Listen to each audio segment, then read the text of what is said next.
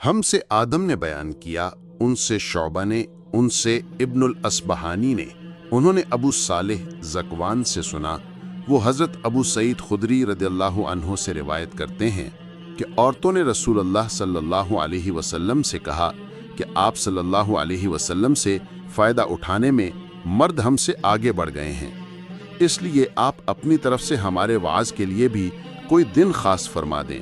तो आप सल्लल्लाहु अलैहि वसल्लम ने उनसे एक दिन का वादा फरमा लिया। उस दिन औरतों से आपने मुलाकात की और उन्हें वाज फरमाया और मुनासिब अहकाम सुनाए।